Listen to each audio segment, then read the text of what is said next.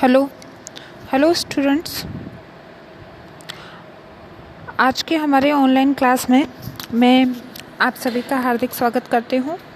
और हम पढ़ रहे थे टीचिंग ऑफ इंग्लिश, और आज इसके बारे में जो हमारा टॉपिक है, जिसके बारे में हम चर्चा करेंगे, वो है द प्रिंसिपल ऑफ मोटिवेशन। तो जो मोटिवेशन वर्ड है, उसका जो हम मेन उद्देश्य माने कि मोटिवेशन क्या होता है, तो ये होता है किसी को प्रेरणा देना या प्रेरित करना। और अगर हम देखें कि ये किससे लिया गया है, इसका मूल अर्थ क्या है या मूल शब्द क्या है, तो मोटिव का जो ये है, ये लैटिन वर्ड के मोटम से बना है और इसका मतलब होता है टू मूव, यानी कि किसी को धक्का देना। तो अब इसमें आप सोचेंगे कि धक्का देने से मतलब है कि पुश करना किसी को कुछ काम के लिए, ताकि वो उस काम को ज़्यादा अच्छे से प्रेरित होकर कर सके। और प्रेरणा ऐसी चीज़ है कि अगर हम कहें मोटिवेशन, तो वो ऐसी चीज़ है कि ये दो तरफ से दिया जा सकता है। एक तो आंतरिक प्रेरणा होती है और एक बाह्य प्रेरणा होती है। बाह्य प्रेरणा से तात्पर्य है कि अगर अभी मैं आपको कुछ बताऊं और आपको मोटिवेट करूं पढ़ने के लिए, आपको इंस्पायर करूं पढ़ने के लिए कि ऐसे पढ़ना चाहिए, ऐसे करना चाहिए, इससे ये होगा, इससे ये होगा, तो बाह्य प्रेरणा होगी, यानी कि मेरे द्वारा दी गई। लेकिन जो बाह्य प्रेरणा होती है, इसका इम्पैक्ट थोड़ा कम समय तक रहता है। हमें जोश तो बहुत ज़्यादा आ जाता है, लेकिन हम थोड़े टाइम बाद ही उस जोश को गंवा भी देते हैं। गंवाने से मतलब है कि हम आज तो बहुत डिटरमाइन हो जाते हैं, हाँ मैम ने कहा था हम ऐसे करेंगे, ऐसे करेंगे, फिर कल उसका इम्पैक्ट थोड़ा कम होगा, परसों कम होगा, और 2-3 दिन बाद फिर लगेगा अरे यार कर लेंगे, कहाँ जल्दी जा रही है। तो इस टाइप से जब हम अपने मोटिवेशन को खोते जाते हैं, तो वो चीज़ क्या होती है कि बाह्य मोटिवेशन जो दिया जाता है, यानी बाह्य अभिप्रेरणा जो दी जाती है, वो कुछ समय तक ही काम करती है। तो इसमें आपको कोई प्रेरित करे या आपको काम करने के लिए पुरस्कार दिया जाए, तो ये थोड़े समय तक ही काम करते हैं। लेकिन अब अगर आप आंतरिक रूप से प्रेरित हैं, यानी कि खुद प्रेरित हो गए किसी काम को करने के लिए कि ये तो मुझे करना ही है, तो उस प्रेरणा को कोई नहीं रोक सकता, कोई भी नहीं रोकेगा उस प्रेरणा को। क्यों नहीं रोकेगा? क्योंकि आप अंदर से प्रेरित हो, आपको किसी ने उसके लिए मोटिवेट नहीं किया था। और वो मोटिवेशन का सबसे अच्छा तरीका होता है कि हम खुद प्रेरित हों। उसका इम्पैक्ट लंबे समय तक होता है, जब तक हमारी लक्ष्य प्राप्ति नहीं हो जाती तब तक वो मोटिवेशन रहता है। तो ये मोटिवेशन ज़्यादा काम करता है। और आज का जो हमारा टॉपिक है वो भी यही है, द प्रिंसिपल ऑफ मोटिवेशन के जो अभिप्रेरणा का सिद्धांत है, वो इसमें इंग्लिश सीखने में हमारी कैसे हेल्प करेगा। The principle of motivation is the core learning. एक तरह से हम ये कहें कि शुरुआत से जो करी जाती है कोर लर्निंग होती है। Perhaps no other principle is so important as motivation. कोई भी और जो प्रिंसिपल है, कोई भी और जो सिद्धांत है, वो इतना पावरफुल नहीं होता, इतना इम्पोर्टेंट नहीं होता जितना कि मोटिवेशन होता है। और कहा जाता है कि सबसे अच्छा शिक्षक वो होता है जो अपने बच्चों को अभिप्रेरित कर सके।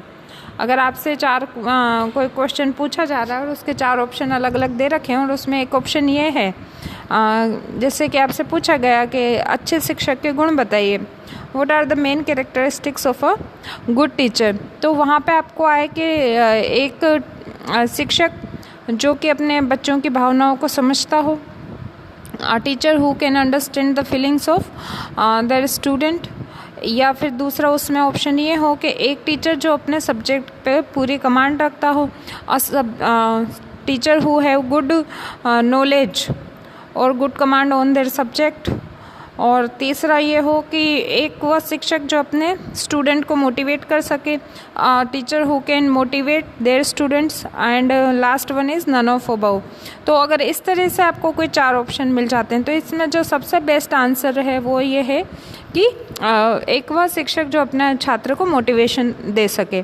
क्योंकि ज्ञान जो है वो शिक्षक में तकरीबन होता है, और जब भी वो शिक्षक की पोस्ट पे पहुंचता है। लेकिन ये ज़रूरी नहीं है, ज्ञान तो बच्चा कहीं और से भी ले लेगा, लेकिन जो अभिप्रेरणा है, जो अभिप्रेरित कर दे बच्चे को, वो सबसे अच्छा शिक्षक माना जाता है। अगर एक शिक्षक ने एक बच्चे के दिमाग में ये चीज़ बिठा दी कि आपको इस जॉब को लेना ही है या आपको यहाँ तक पहुँचना ही है, ये काम करना ही है, और वो बच्चा उसको कर लेता है, तो वो उसकी पूरी ज़िंदगी को सफल बना देता है।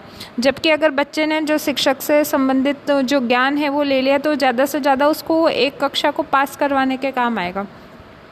लेकिन अगर उन्होंने उसके दिमाग में उसको इतना अभिप्रेरित कर रखा है कि वो उसको पूरी तरीके से समझ के ये मान ले कि हाँ मुझे ये काम करना ही है, उसको एक बार इतना अभिप्रेरित कर दिया और वो अभिप्रेरित हो गया, मोटिवेट हो गया, तो वो बच्चे की लाइफ बना देता है। करियर जो उसका टर्निंग पॉइंट होता है वो वहाँ से स्टार्ट हो जाता है। तो मोटिवेशन जो प्रिंसिपल है वो सबसे मेन माना जाता है।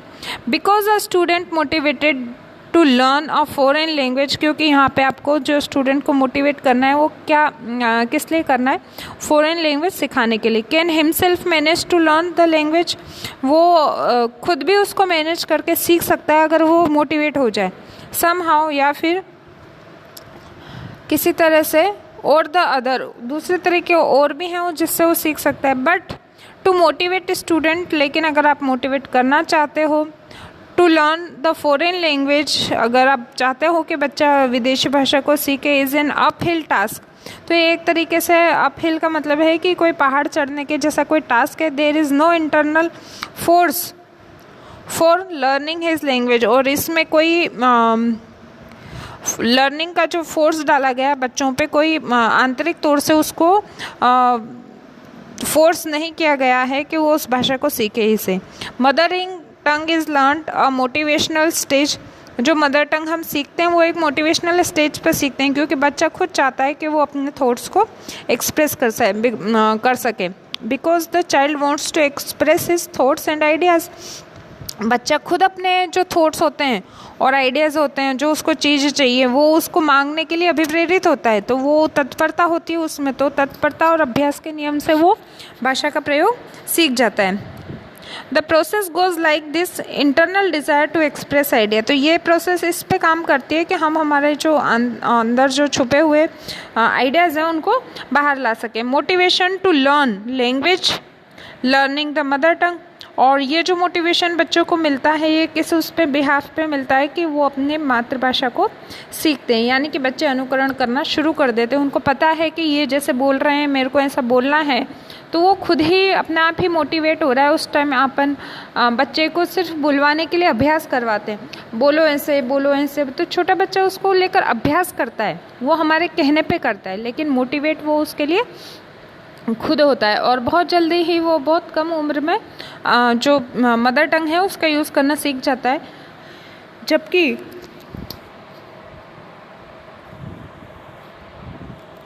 जो विदेशी भाषा का प्रयोग है, अगर हम उसकी बात करें तो हम उसको लंबे समय के बाद भी जो उसका प्रयोग है वो नहीं सीख पाते। तो यहाँ पे आपको ये क्लियर हो रहा होगा कि जो द प्रिंसिपल ऑफ मोटिवेशन है ये, यानी कि अभिप्रेरणा का जो सिद्धांत है, ये बाकी सारे सिद्धांतों से सबसे ज़्यादा यूज़फुल है, सबसे ज़्यादा इम्पोर्टेंट है। और अगर बच्चा एक बार फॉरेन लैंग्वेज को सीखने के लिए मोटिवेट हो गया तो वो किसी ना किसी तरीके से सोर्स इकट्ठा करके उसको सीख ही जाएगा। लेकिन फर्स्ट टास्क ये है कि वो पहले तो मोटिवेट हो, दूसरा ये है कि उसको उसके एक्चुअली एटमॉस्फेयर भी मिल जाए, और साथ ही क्या है कि जिस तरीके से जो बालक है उसने अपने मदर टंग को सीखा था वो उसी वे में उस फॉरेन लैंग्वेज को भी सीख जाएगा, बशर्ते वो इसके लिए मोटिवेट होना चाहिए। फिर है but for the foreign language, लेकिन हम अगर विदेशी भाषा की बात करें, यानी कि हमने जब मदर टंग की बात करी तो बच्चे को उसके लिए एटमॉस्फेयर भी मिला था, प्लस अपने आसपास के लोगों को देखकर वो इंस्पायर भी हो रहा था, मोटिवेट भी हो रहा था बोलने के लिए। लेकिन there is no such internal desire, लेकिन फॉरेन लैंग्वेज सीखने के लिए ऐसी कोई डिज़ायर उसके मन में होती नहीं है।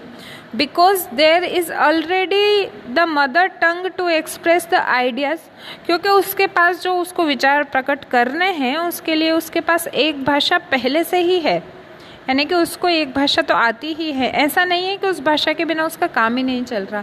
लेकिन अगर आप पहले फर्स्ट मदर टंग की बात करें तो जो बच्चा पहली बार जो भाषा सीखता है उसके बिना उसका काम नहीं चल रहा होता, दूसरी बार में उसका काम चल रहा है तो वो उसको सीख जाता है आराम से।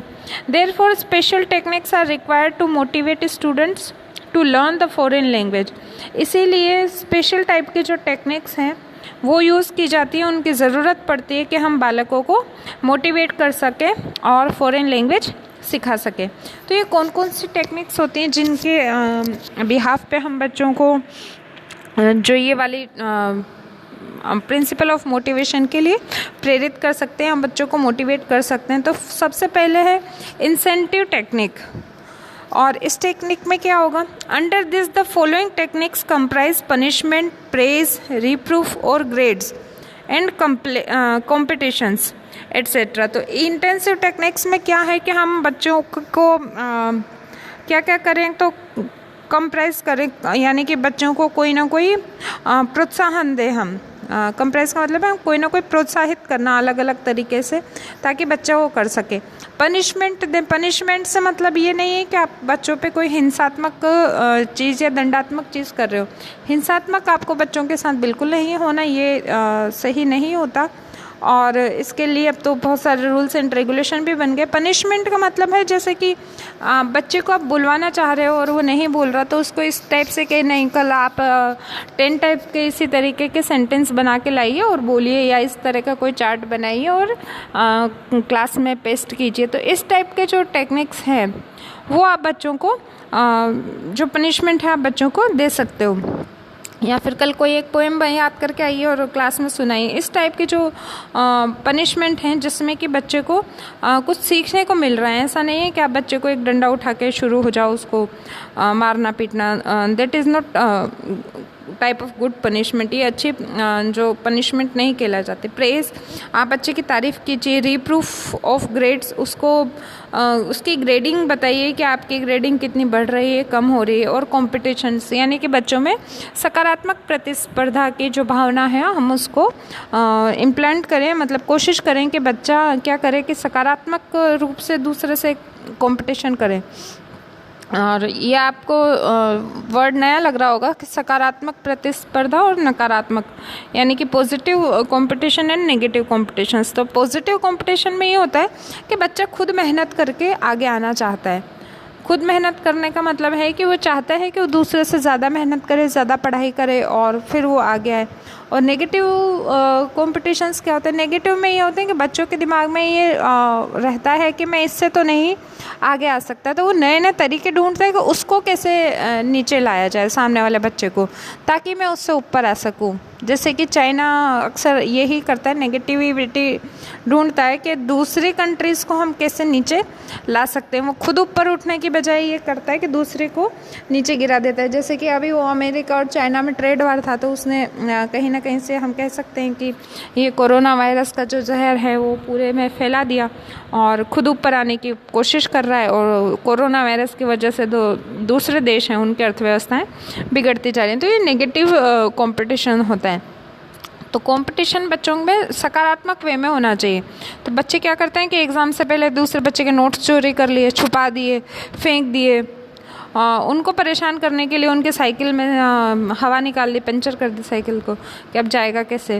तो ये वाली जो चीज़ें हैं, यानी कि किसी को अन्य को नुकसान पहुंचाना, ये नकारात्मक प्रतिस्पर्धा में आती हैं। फिर है अराउजिंग टेक्निक्स के कौन कौन से टेक्निक्स हैं जिनको हम अराउज यानी कि उभार सकते हैं। This techniques will arouse the students from a state of sleepiness. ये वो टेक्निक्स होती हैं जिससे कि हम जो बच्चों में डिजीनेस आ गई है उससे, यानी कि जो निद्रावस्था में या हम कहें कि जो डल अवस्था में चले गए, हम उनको वेकअप कर सकें। इंक्लूड इंड्यूसिंग एंग्जाइटी, हम उनके एंग्जाइटी को कम करें, इंड्यूस करें, फ्रस्ट्रेशन को कम करें, क्यूरोसिटी को बढ़ाएं। Are some of the techniques of arousing. ये जो सारी चीज़ें हैं उनकी जिज्ञासा को बढ़ाना, उनकी एंग्जाइटी और फ्रस्ट्रेशन को कम करना, उनकी डिजीनेस को हटाना। ये जो सारी टेक्निक हैं ये किस में आती हैं? अराउजिंग टेक्निक्स में आती हैं, ताकि इसमें बच्चा अपने आप को वॉकअप फील कर सके और थोड़ा एक्टिव रहे और ज़्यादा सीखने की कोशिश करे। फिर है एक्सपेक्टेंसी टेक्निक। इसमें क्या होता है? A person only gets motivated when there are goals to achieve. अगर कोई इंसान ने कोई लक्ष्य बनाया है तो वो उस लक्ष्य के पीछे भागेगा, उसको प्राप्त करने की कोशिश करेगा। यानी कि बहुत ज़रूरी है कि हमारे जीवन में एक लक्ष्य होना चाहिए। अगर आपके जीवन में लक्ष्य ही नहीं है तो आप भागोगे ही किसके पीछे? तो ये बहुत ज़्यादा है कि हम एक्सपेक्ट क्या करते हैं, हम क्या चाहते हैं, उसके लिए हमें सबसे पहले हमारे गोल्स बनाने चाहिए, ताकि हम उसको प्राप्त करने के लिए, उसको एक्वायर करने के लिए हम उसके पीछे मेहनत कर सकें, अभिप्रेरित हो सके। And expectancy to achieve them, और हम उसको एक्सपेक्ट करें, उसके लिए नई नई टेक्निक्स निकालें कि हम इनको अब कैसे अचीव करेंगे। So the teacher should formulate to clear cut goals before student. इसलिए जो छोटे बच्चे इन चीज़ों को जानते नहीं हैं, लेकिन ये टीचर की ड्यूटी होती है कि उनके बच्चों के सामने क्लियर कट गोल रखें कि आपको क्या करना है, क्या नहीं करना, किस तरह से उसको अचीव करना है, और अचीव करने में क्या क्या हर्डल्स आएंगे, हिंडर्स हैं जिनको आपको पार करते हुए उस गोल्स को अचीव करना है। तो ये बहुत ज़्यादा इम्पोर्टेंट होता है। तो जो आज का हमारी क्लास थी, द प्रिंसिपल ऑफ मोटिवेशन, अभिप्रेरणा का सिद्धांत, ये सबसे अपने आप में सबसे ज़्यादा इम्पोर्टेंट, जो बाकी सारे प्रिंसिपल्स हैं उनसे ज़्यादा इम्पोर्टेंट है। जैसे हमने पढ़ा था सबसे पहले द प्रिंसिपल ऑफ एक्सपोजर, कि हमें बाहर का वातावरण कैसा मिलता है। उसके बाद हमने पढ़ा था द प्रिंसिपल ऑफ नेचुरलनेस, कि हम प्राकृतिक तरीके से सीखें। फिर पढ़ा था हमने the principle of habit formation, कि हम हमारे अंदर आदतों का निर्माण करें। और फिर हमने सीखा था the principle of mother tongue, मातृभाषा का हेल्प लेकर हम कैसे सीख सकते हैं, वो हमारे कैसे सहायता करती है। तो बहुत सारे प्रिंसिपल हम पढ़ रहे थे, और अभी भी हम और प्रिंसिपल पढ़ेंगे क्योंकि ये थोड़ा बड़ा टॉपिक है। और द प्रिंसिपल ऑफ मोटिवेशन यानी कि अभिप्रेरणा का सिद्धांत, ये सबसे ज़्यादा इम्पोर्टेंट माना जाता है। ये कोर ऑफ लर्निंग है, यानी कि उसको किसी को चीज़ को अंदर से सीखना। कोर ऑफ लर्निंग यानी कि हम कहते हैं ना कि उसके लिए खुद प्रेरित हो जाना, खुद करना, खुद आगे आना। और इसीलिए ये सबसे ज़्यादा इम्पोर्टेंट माना जाता है कि इसमें बालक खुद प्रेरित होता है सीखने के लिए। और जो टीचर होता है वो क्या करेगा? टीचर बच्चों को प्रेरित करेगा कि वो सीख सके फॉरेन लैंग्वेज को, और वैसे ही सीखे जैसे कि वो मदर टंग को सीख रहा था, क्योंकि उसमें उसके अंदर अभिप्रेरणा थी कि वो सीख सके। और इसी तरीके से अगर वो इसमें अभिप्रेरित हो गया तो वो जल्दी सीखेगा। और फिर है कि कौन कौन से टेक्निक्स हो सकती हैं, तो 3 टेक्निक के बारे में हमने बात करी। प्लस पहली थी इंसेंटिव टेक्निक्स, दूसरी थी अराउजिंग टेक्निक, और तीसरी थी एक्सपेक्टेंसी टेक्निक।